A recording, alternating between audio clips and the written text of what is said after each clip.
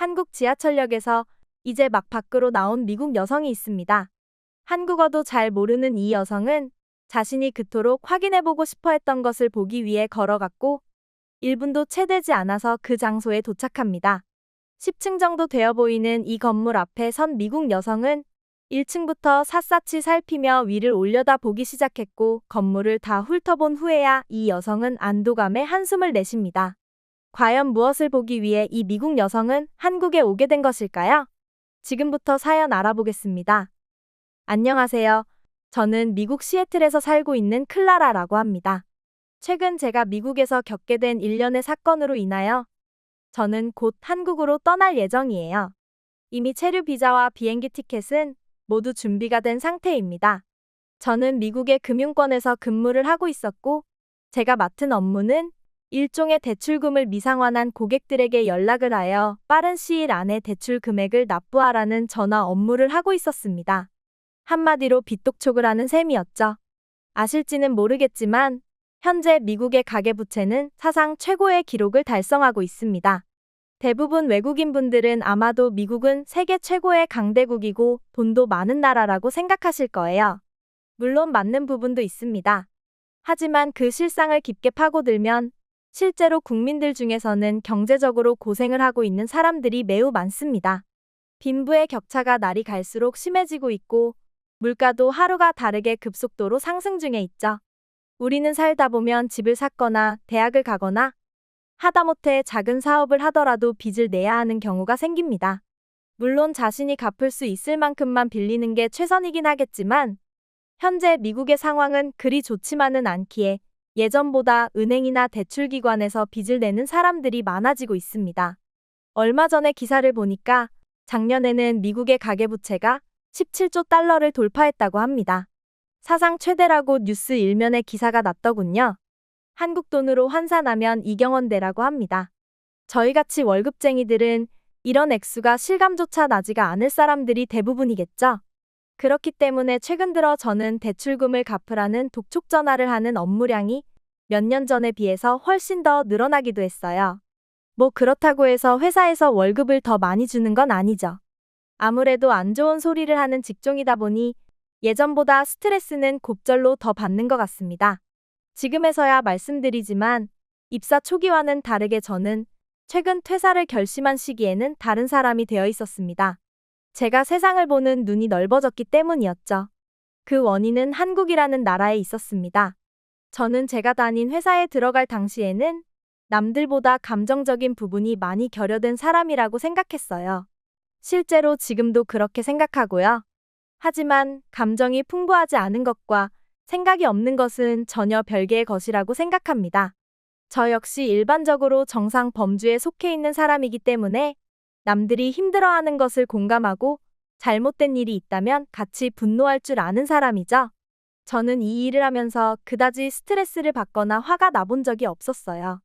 다들 저마다 대출을 하는 이유는 다르고 그것이 그들의 능력이 부족해서이기 때문이라고 생각을 하며 빚 독촉을 하는 전화를 하면서도 저는 일말의 죄책감 따위는 없었습니다. 저와 통화를 하면서 울던 고객들도 있었어요. 자신이 도박이나 사리사욕을 채우기 위해서 대출은 한 게 아니고 단지 가족이 아팠기 때문에 대출의 도움을 받은 것이니 부디 상환 기간을 늘려달라는 이야기도 들었죠. 그리고 대출금을 잘 갚다가도 갑자기 해고가 되거나 하는 사람들 역시 있었는데요. 미국은 단 하루 만에 해고가 가능한 나라입니다. 오전까지 웃으면서 일하던 동료가 점심시간 이후에 해고가 되어 책상을 비우는 일은 아주 자연스러운 모습이죠.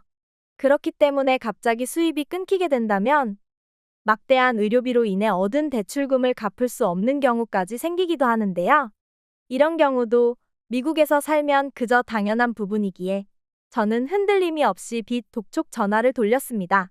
그러나 최근 몇 달 동안 제가 대출금 상환에 대한 독촉 전화 업무를 하면서 저는 그야말로 미국이라는 나라에 대해서 너무나도 큰 실망감을 느끼게 되었는데요. 미국에 이토록 병원비를 이유로 대출을 한 사람들이 많을 줄은 꿈에도 몰랐습니다. 사람이 살면서 아프기도 할 수 있고 자신이 원하지도 않은 사고에 휘말릴 수도 있는 일이잖아요. 그럴 경우에는 나라에서 부담을 해줘서 실제로 피해를 받은 국민들이 치료비에 대한 부담을 덜 느끼게 해주어야 하는 게 맞다고 생각하지만 제가 살고 있는 미국은 완전히 달랐어요. 사실 저는 살면서 그다지 많이 아파본 일이 없었습니다. 그랬기 때문에 미국의 의료 시스템에 대한 안 좋은 면을 잘 느낄 수 없기도 했죠. 하지만 최근 몇 달 동안 미국의 의료비 지출로 인해 대출을 받은 저희 고객들에게 전화를 해보고 나서 저는 그 심각성을 알게 되었습니다.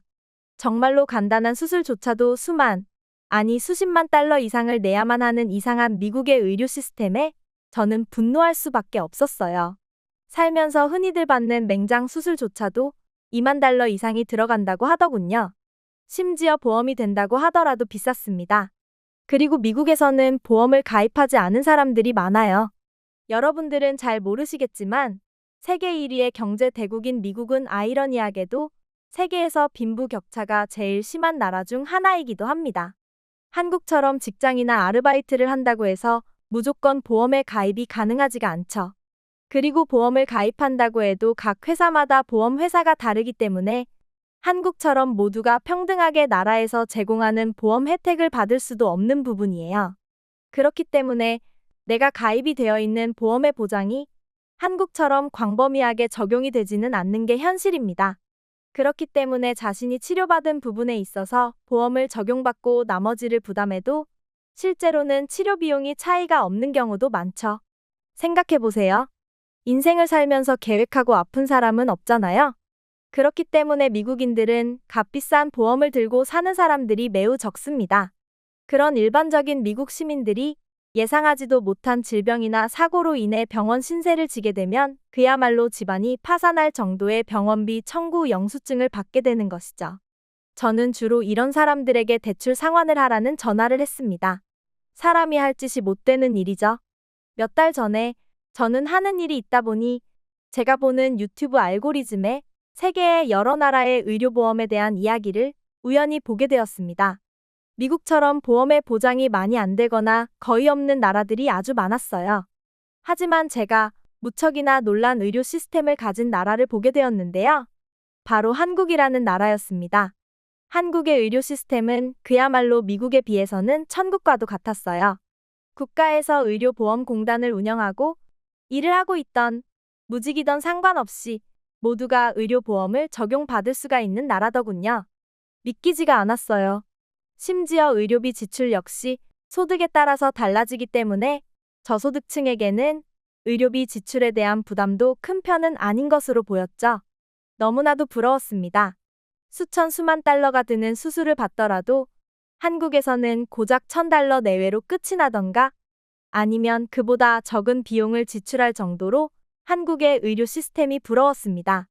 심지어 어린 아이일 경우에는 어른보다 훨씬 저렴한 수준으로 치료를 받을 수 있기에 아이를 키우기에도 좋은 환경인 나라로 보였어요. 저는 이 영상을 보고 한동안 충격에 휩싸였어요. 과연 동시대를 살고 있는 나라가 맞나 싶었죠. 그 후로부터 저는 제가 하고 있던 빚 독촉에 대한 전화 업무를 하기가 싫어졌습니다. 저는 이런 이야기를 회사에서 가장 친한 동료인 헨슨에게 말해주었고 헨슨 역시 한국에 대해서 관심 있게 생각하고 있었습니다.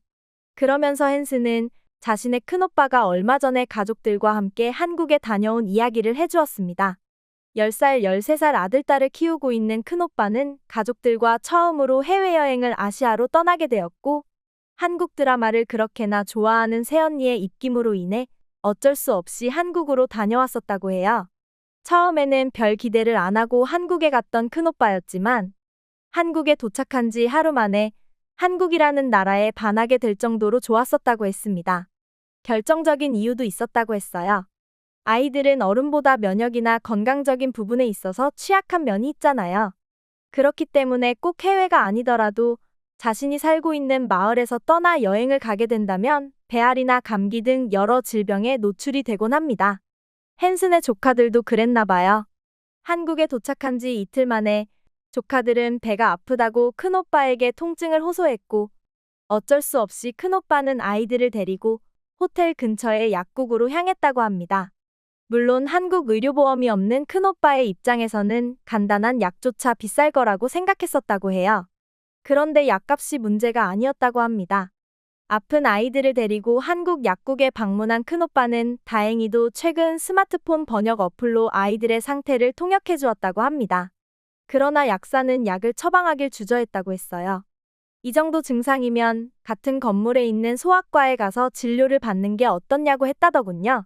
물론 아이를 위해서라면 돈이 아까울 게 뭐 있겠냐마는 여기는 미국도 아닌 한국이고 얼마나 나올지도 모르는 병원비에 큰오빠는 지레 걱정부터 했었다고 합니다. 하지만 어쩔 수가 없었다고 해요. 아이들은 계속해서 배가 아프다고 하니까 말이죠. 그래서 결국 조카들을 데리고 큰오빠는 같은 건물 4층에 있는 소아과에 방문하게 되었습니다. 그런데 큰오빠는 4층 엘리베이터에서 내리고 나서도 병원을 쉽게 찾을 수가 없었다고 했어요. 물론 한국어를 거의 못하는 큰오빠이기도 했지만 수많은 병원이 같은 건물에 있었기에 외국인이었던 큰오빠 입장에서는 헷갈릴 수밖에 없었나 봐요.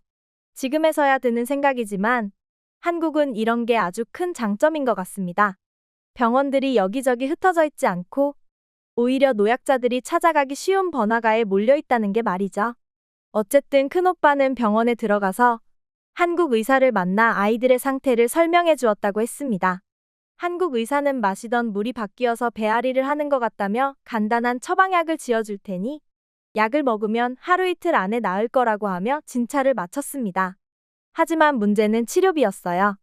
큰오빠는 비자카드를 꺼내며 걱정스러운 마음으로 카운터에 있는 간호사에게 결제를 요청했고 처방전과 병원 영수증을 받은 큰오빠는 떨리는 마음으로 병원 영수증을 보게 되었는데요. 병원비는 한국 돈으로 4만 원 정도가 나왔다고 했습니다. 어린이 2명을 진료보는데 약 30달러가 나오게 된 셈이었죠. 물론 약값은 추가로 더 들겠지만 병원에 오자마자 진료를 볼 수 있었고 약 처방까지 받았는데 30달러가 찍힌 영수증을 보니 큰오빠는 자신도 모르게 허탈한 웃음이 나왔다고 하는데요. 약값 역시 3만 원이 채 되지 않았다고 했습니다. 사실 외국에서 이 정도의 병원비와 약값이 나왔다는 것은 다른 해외에서는 있을 수 없는 일입니다. 더욱 큰오빠가 놀랐던 점은 만약 한국에 의료보험이 있었다면 큰오빠가 지불한 병원비와 약값이 약 3분의 1 수준만 냈으면 됐었다는 점이었어요. 저는 회사 동료인 헨슨에게 이런 이야기를 듣고 나서 한국이라는 나라가 무척이나 부러워지기 시작했습니다. 살면서 빚을 내는 상황은 생기기 마련인데 한국이라는 나라는 적어도 병원비만큼은 빚을 내지 않아도 되는 환경이라는 생각이 들었죠. 한국이라는 나라를 알기 전까지는 저는 가계 부채라던가 또는 국민들이 살아가기 위해 필수적인 복지에 대해서는 많이 생각을 안 했어요. 그저 제가 돈을 잘 벌고 있으면 된다는 마음뿐이었죠. 하지만 갈수록 제가 일하고 있는 대출회사를 비롯해서 미국 국민들을 쥐어짜는 환경에 대해 다시 생각해 보게 되었습니다. 물론 제가 다니는 회사와 국가의 입장에서는 이윤을 추구하기 때문에 이유가 어찌 되었건 돈만 벌면 된다는 마인드가 있는 건 이해해요. 하지만 아프고 가난한 시민들을 상대로 수십만 달러의 의료 비용을 빌미로 빚을 지게 만드는 미국의 현실은 그야말로 참담하게만 느껴졌죠. 저는 결혼도 하고 싶고 아이도 낳고 싶은 여자입니다. 그러나 저와 제 가족들이 살면서 언제 어떻게 아플지도 모르는데 미국에서 엄청난 고가의 치료를 받고 그에 따른 빚을 평생 갚으면서 지낸다고 생각하니 벌써부터 암담해지더라고요. 그래서 저는 결심을 했습니다.